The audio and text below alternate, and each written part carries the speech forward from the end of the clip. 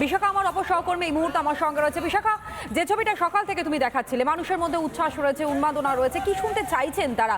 আজ প্রধানমন্ত্রী বক্তব্য রাখবেন সভা মঞ্চ থেকে, কি তারা কিসের জন্য অপেক্ষা করছেন, কি শুনতে আগ্রহী তারা, কি শুনতে চাইছেন?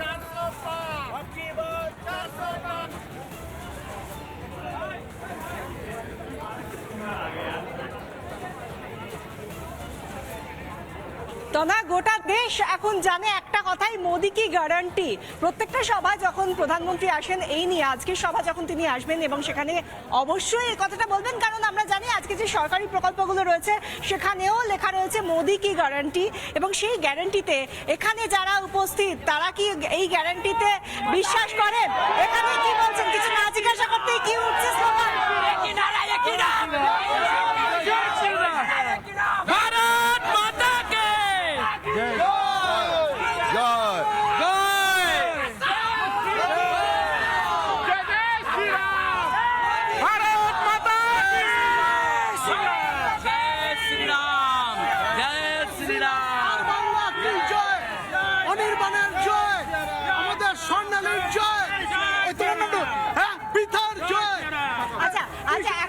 একটা বিষয় জানতে চাইবো যে মোদি কি গ্যারান্টি বলা হয়, মোদি কি গ্যারান্টি, এই গ্যারান্টিতে আপনারা কতটা বিশ্বাস করেন? 100% গ্যারান্টি।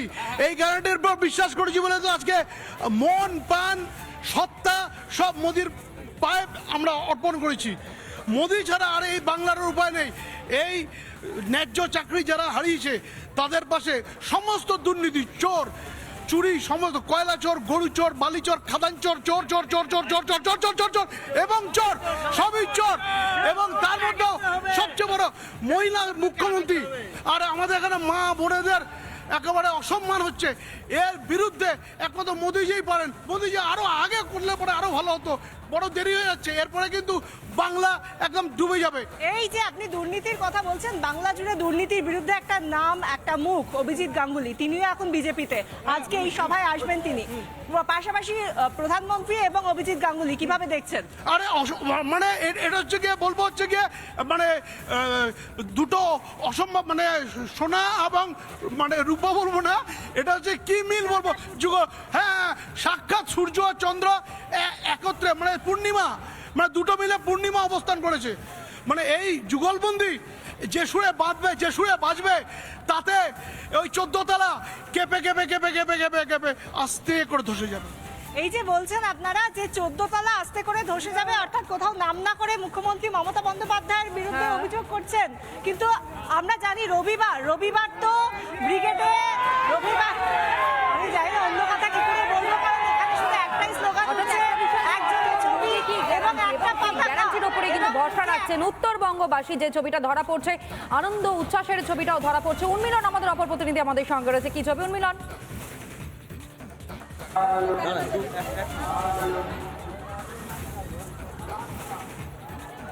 একদম একদম দেখো, আজকে উত্তরবঙ্গে যখন নরেন্দ্র মোদী, আমাদের প্রধানমন্ত্রী নরেন্দ্র মোদী আসছেন, তখন উত্তরবঙ্গের বিভিন্ন জাতি প্রজাতির মানুষজন কিন্তু এখানে আজকে ভিড় করছেন। আমার সঙ্গে রয়েছে ধিমাল প্রজাতির মানুষরা, তারা এখানে এসেছেন এবং তাদের বেশ কিছু দাবি দেওয়া রয়েছে।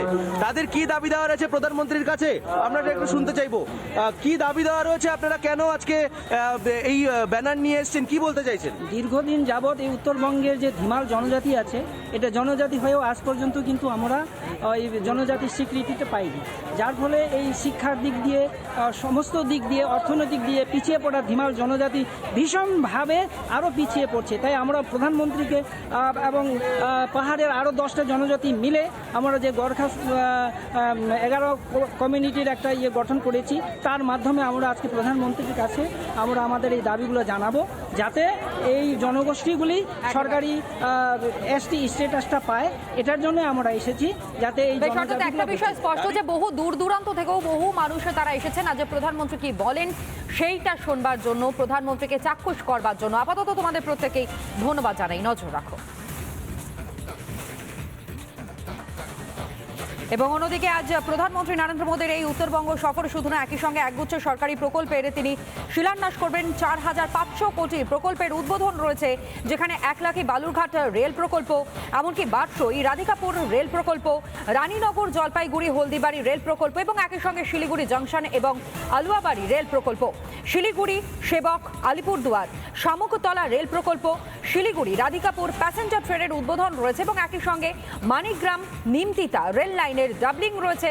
2 জাতীয় সড়কের প্রকল্প যার শিলান্যাস করবেন প্রধানমন্ত্রী নরেন্দ্র মোদী।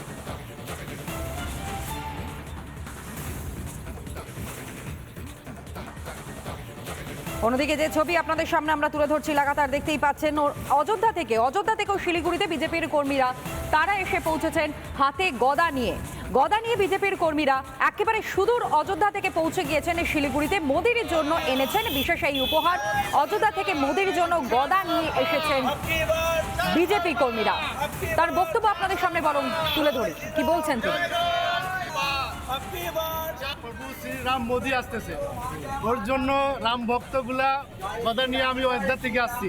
এই গদাটা নিয়ে আসার কারণ আছে কি, আমার বাঙ্গালে যে মুখ্যমন্ত্রী হবে ওনাকে গিফট করবো। এটা পশ্চিমবঙ্গে যে হবে ওনাকে গিফট করার জন্য আমি অযোধ্যা থেকে নিয়ে আসছি। আজকে এটা মোদিজির জন্য দেখা করতে আসছি, মোদিজির গল্প শুনবো। আসাম থেকে উনি আসতেছেন আর আমাদেরকে সবাইকে আশীর্বাদ দিবেন কি আমরা বাঙ্গালে খুব ভালো করে বিজয় করব।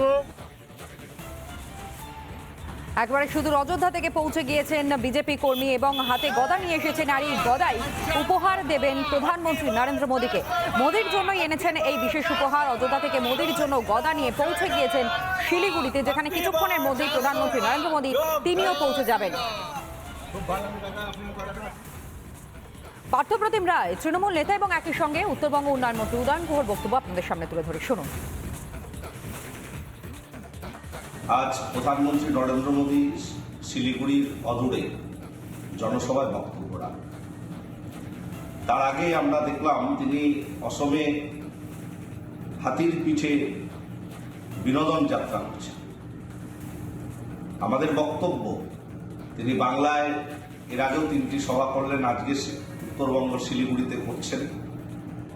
বাংলার মানুষের স্বার্থে তিনি কি কর্মসূচি গ্রহণ করছেন? বাংলার বরাদ্দ 100 দিনের কাজের টাকা আটকে রেখেছেন, আবাস যোজনার টাকা আটকে রেখেছেন, চা বাগিচাগুলোর অবস্থা হতশ্রী। যে চা বাগিচা অধিগ্রহণ করার কথা ছিল আপনারা করেননি, বিজেপি করেনি, কেন্দ্রীয় সরকার করেনি। রাজবংশী কামতাপুরী ভাষা কেন্দ্রীয় সরকার স্বীকৃতি দেওয়ার কথা ছিল, সেটাও হয়। নারায়ণীর সেনা দেওয়ার কথা ছিল, সেটাও কেন্দ্রীয় সরকার করেনি।